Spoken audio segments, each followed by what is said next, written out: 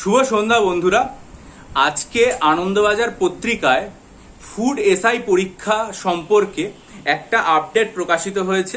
আমি আপনাদেরকে একবার এটা দেখিয়েও দিতে চাইবো। এটা আজকে আনন্দবাজার পত্রিকায় এসেছে, ঠিক আছে? কি বলা হয়েছে?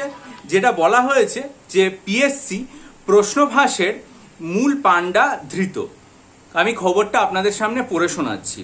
রাজ্য পাবলিক সার্ভিস কমিশনের মাধ্যমে খাদ্য দপ্তরের সাব ইন্সপেক্টর নিয়োগের পরীক্ষায় প্রশ্নভাসের অভিযোগে বৃহস্পতিবার দুজনকে গ্রেপ্তার করেছে সিআইডি। ধৃত দুজনকে শুক্রবার আলিপুর আদালতে তোলা হয় এবং বিচারক তাদের জামিন মঞ্জুর করেন। পুলিশ জানিয়েছেন, ধৃতদের মধ্যে যারা আছেন তাদের একজন হচ্ছেন কল্যাণীর শঙ্কর বিশ্বাস। তিনি হচ্ছেন এই যে প্রশ্নভাস চক্র সেটার মূল পান্ডা। আর একজন হচ্ছেন পাপাই দাস, তিনি হচ্ছেন ধুবুলিয়ার বাসিন্দা। সিআইডি সূত্রের খবর যে শঙ্করের কাছ থেকে 11টা সিম ভর্তি mobile phone, hard disk, pen drive এবং আইপ্যাড উদ্ধার হয়েছে। আর পাপায়ের কাছ থেকেও মোবাইল ফোন উদ্ধার করা হয়েছে। গোয়েন্দারা যেটা জানাচ্ছেন সেটা হচ্ছে শঙ্কর কেন্দ্রীয় সরকারের কর্মী, সল্টলেকের সিজিও কমপ্লেক্সে প্রিন্সিপাল অ্যাকাউন্ট জেনারেলের সিনিয়র অডিটর। এখন এই বিষয়টা যাচাই করা হচ্ছে। সিআইডি আরো দাবি করেছে যে ধৃতেরা খাদ্য দপ্তরের সাব ইন্সপেক্টর নিয়োগের পরীক্ষায় প্রশ্নপত্রের ছবি তুলে তার উত্তর লিখে টেলিগ্রাম এবং হোয়াটসঅ্যাপ গ্রুপের মাধ্যমে ছড়িয়ে দিয়েছিল। কিভাবে তারা এই প্রশ্নপত্র পেল এবং কাদের মাধ্যমে সেটা ছড়ানো হয়েছে সেগুলো নিয়ে এখন বর্তমানে সিআইডি তদন্ত করছে এবং জানার চেষ্টা করছে। তাহলে আজকের এই যে খবরটা, এটা থেকে আমরা যে আপডেটগুলো পেলাম সেটা হচ্ছে, প্রথম কথা যে কলকাতা হাইকোর্টের যে রায় ছিল সেই রায়ের প্রেক্ষিতে সিআইডিকে সময় দেওয়া হয়েছিল যে তারা যেন এই বিষয়টা নিয়ে তদন্ত করে, কারণ পরীক্ষাতে প্রশ্নভাস এবং এই সংক্রান্ত প্রচুর অভিযোগ উঠেছিল। তা সেটার মাধ্যমে সিআইডি অন্তত প্রাথমিক পদক্ষেপ যেটা করেছে সেটা হচ্ছে দুজনকে গ্রেপ্তার করেছে। কিন্তু তার পরবর্তী লাইনটাই হচ্ছে একটু দুঃখজনক। সেটা হচ্ছে যে আলিপুর আদালতে তাদেরকে তোলা হয়েছিল এবং আলিপুর আদালত তাদের জামিনও মঞ্জুর করে দিয়েছে, ঠিক আছে?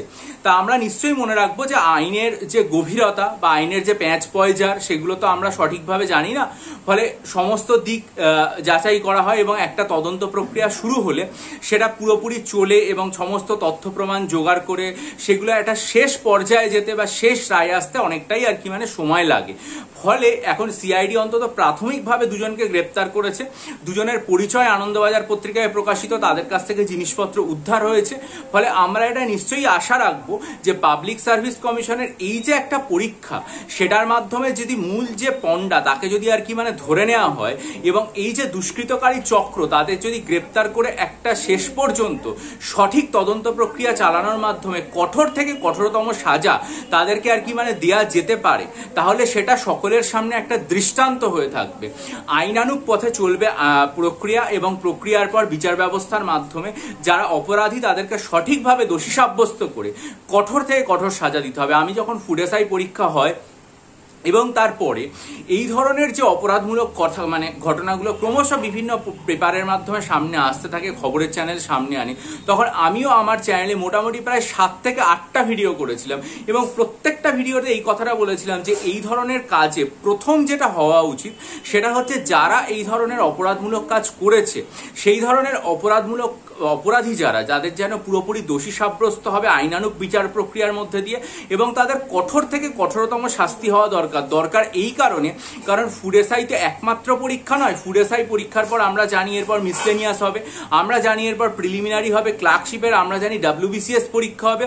শুধুমাত্র যে পিএসসি আয়োজিত পরীক্ষা তাই নয়, পাশাপাশি পুলিশ রিক্রুটমেন্ট বোর্ডেরও বিভিন্ন এসআই কনস্টেবল পরীক্ষা, অন্যান্য পঞ্চায়েত পরীক্ষার নোটিফিকেশনের কথাও আমরা জানি, অর্থাৎ বিভিন্ন জায়গার পরীক্ষা হবে। এখন একজন দুষ্কৃতকারী বা একজন অপরাধী যদি কোনো একটা নির্দিষ্ট জায়গায় অপরাধ করে এবং সেখান থেকে যদি সে পার পেয়ে যায় তাহলে কিন্তু সেটা আস্তে আস্তে অন্য যত রকম জায়গা আছে সেই জায়গাগুলোতেও ছড়িয়ে যায়।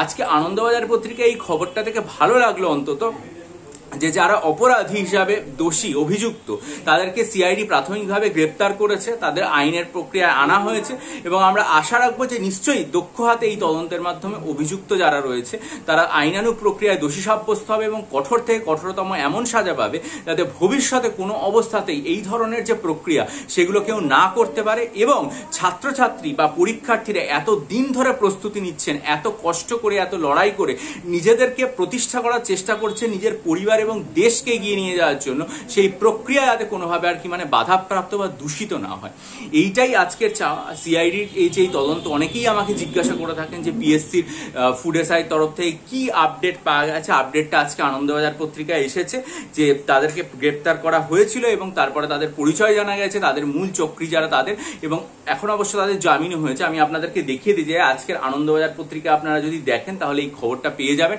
আমরা আশা রাখবো যে যারা অপরাধী তারা অবশ্যই আইনানুগ প্রক্রিয়ার মাধ্যমে কঠোর থেকে কঠোরতম সাজা পাবে এবং এই সংক্রান্ত ভবিষ্যতেও যদি কোনো আপডেট আমি পাই তাহলে আমার চ্যানেলে দেবো। আপনারা অবশ্যই চ্যানেলটাকে সাবস্ক্রাইব করে নিন, বেল আইকনটি প্রেস করে দিন এবং এই সংক্রান্ত আপনাদের মতামত জানান যাতে আর কি, এবং ভিডিওটা ভালো করে বন্ধুদের মাঝে ছড়িয়ে দিন যাতে সকলে এই আপডেটটা জানতে পারে এবং আস্থা রাখতে পারে আইনের ওপর বা বিচার ব্যবস্থার ওপর যে দোষীদের শাস্তি হবে। ভালো থাকুন, বিজয়ী হন, সফল হন, চ্যানেলটা সাবস্ক্রাইব করুন, ভিডিওটা লাইক করে বন্ধুদের মাঝে ছড়িয়ে দিন। ভালো থাকবেন।